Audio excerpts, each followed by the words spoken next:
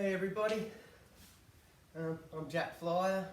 Thanks for watching. I just wanted to give you a couple of tips on what I do to save some money. So for those that don't know, I used to restore, build, test fly, do air shows in full-scale aircraft. So yeah, I'm a pilot. Unfortunately, due to personal circumstances, I had to give that away.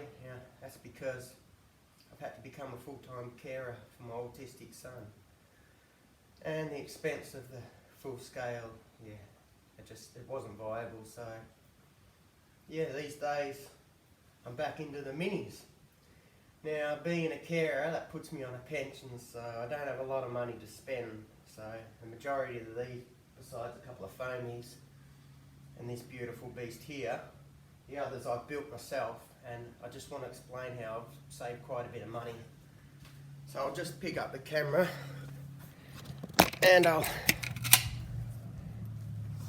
just switch I'm just going to switch view here. Okay, so the first tip, and I'll come over to this big beautiful plane, yet to be test flown, it's almost finished.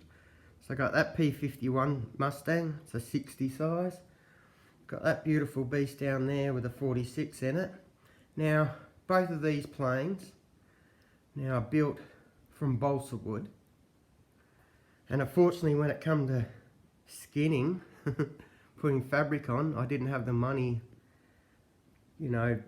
basically, to go a nice solar film, something like that.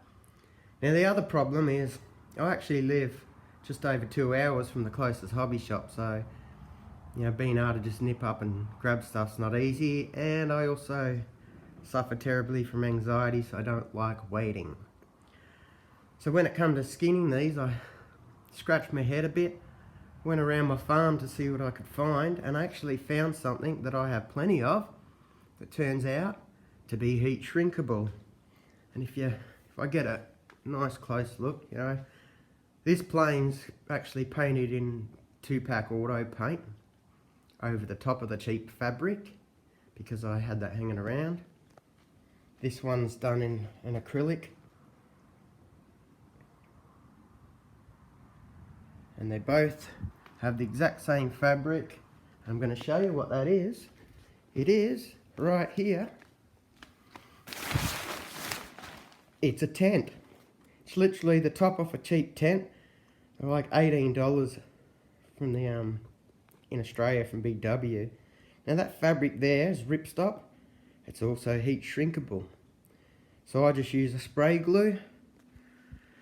Spray the edges. I basically spray the whole, because nearly all my planes that I build are solid balsa, and I'll get onto that in a second.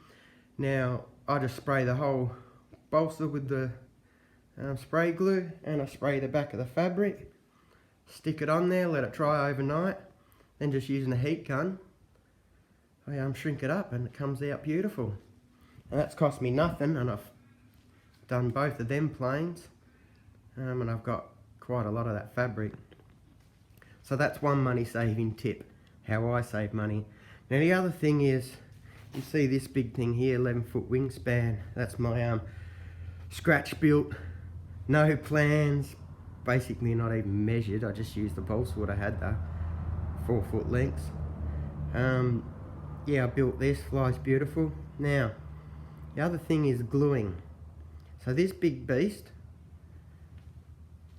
and that plane, the Piper there, and the Mustang, they're all glued using the same glue. Now again, because I live so far away, I don't have access to a hobby shop, and I don't really want to wait around for balsa glue. So 98% of these models are simply glued together with reject shop super glue. And I've been doing this for years. I've never ever had a problem. Now, what I have learnt, when you make the joint, make sure it's absolutely accurate, because you only get one go at it.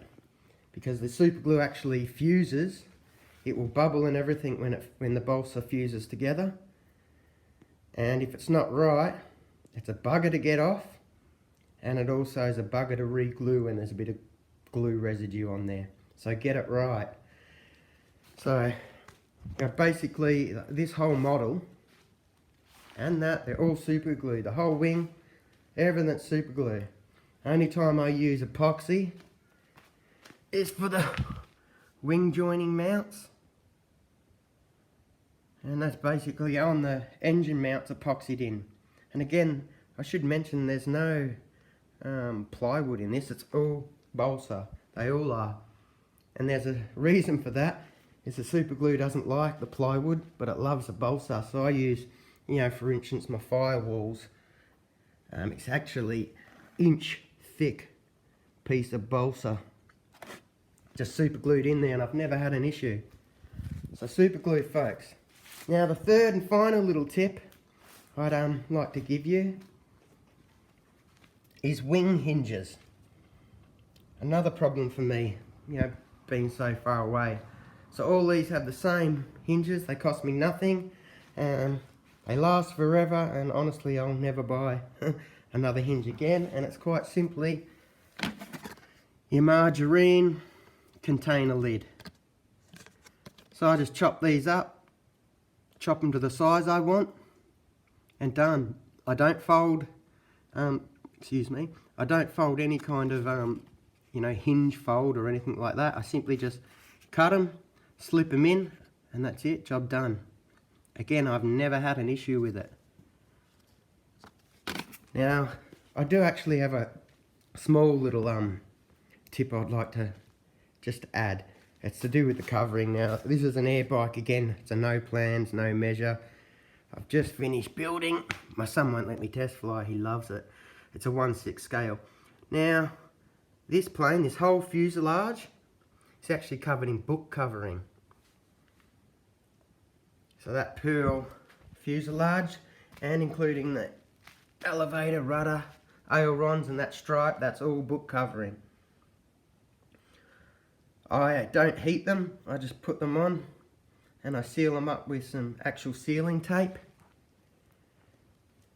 And job done. Now on the wing here, I haven't sealed them with sealing tape. What I do is put them on there, and just the edges under there, I just tack over with the iron, and that helps them basically never come off. So that's the other little tip. And I should note this, when I was building this plane, I actually had a bit of a stuff up where the motor was wired backwards and the throttle was on reverse. So when I first connected the controller to this plane, it took off backwards. Unfortunately, it took off into my fingers. This is the result.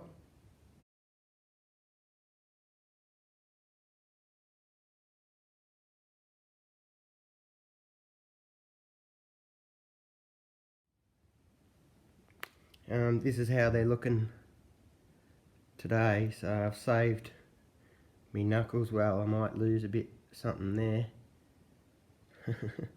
So be careful, folks. Alright guys, so that's my tips for the day. Take care out there.